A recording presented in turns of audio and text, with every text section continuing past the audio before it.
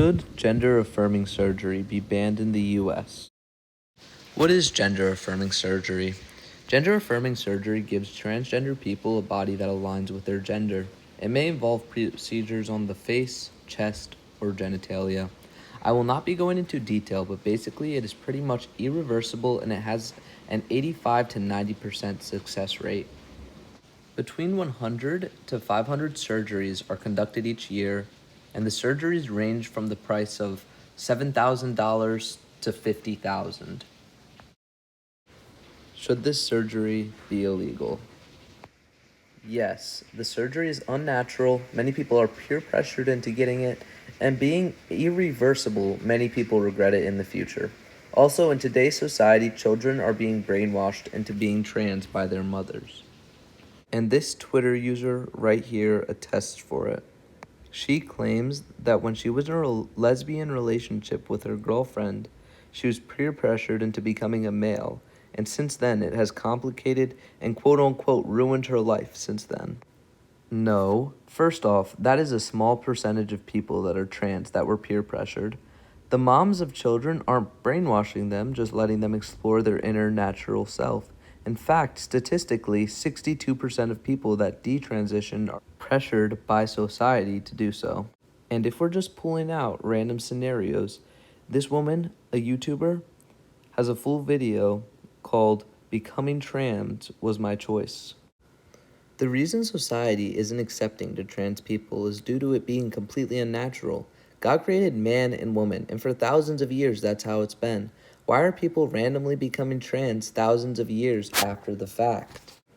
Society has been evolving. Slavery has been a thing for thousands of years also, but just recently are we taking a stand against it. Although God created day and night, there are also dusk and dawn.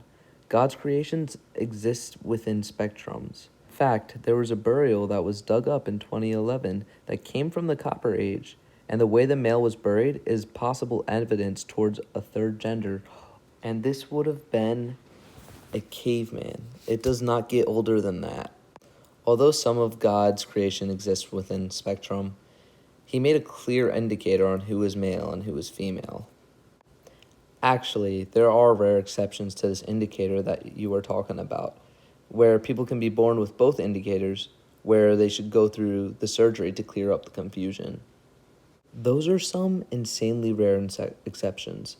More people are claiming to be transgender than the less than 0.02% that suffer with the disorder. And either way, can't you just look at the hormones? Sure, the 0.7% of adults claiming to be transgender outweigh the 0.02% of disorders, but the hormones actually say different. 1.7% of people supposedly have intersex variations.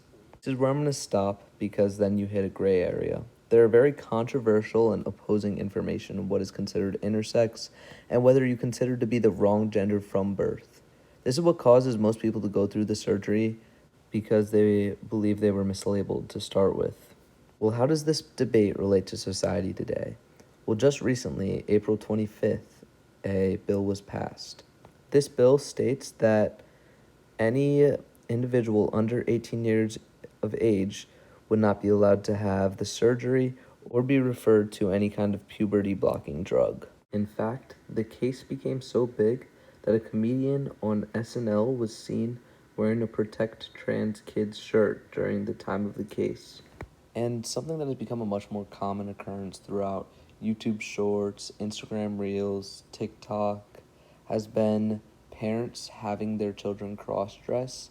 And these videos have been stacking up a good amount of views and likes, but generally there's huge debates in the comments section. This chart here signifies how relevant this topic is today, because it predicts that the amount of people that are getting the reassignment surgery will just be going up all the way up through 2027. What are the Catholic teachings on transgender ideals? In the Catechism, it says, by creating the human being man and woman, God gives personal dignity equal to the one and the other. Each of them, man and woman, should acknowledge and accept his sexuality.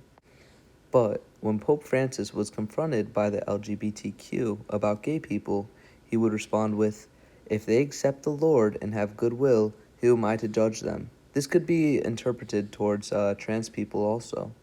In fact, when it comes to the Protect Trans Children movement, his quote on families with LGBTQ sons or daughters seems to support the protection of them at least. We have to find a way to help that father or that mother to stand by their LGBTQ son or daughter. Alright, remember to smash the like button, subscribe, and the works cited page is in the description below.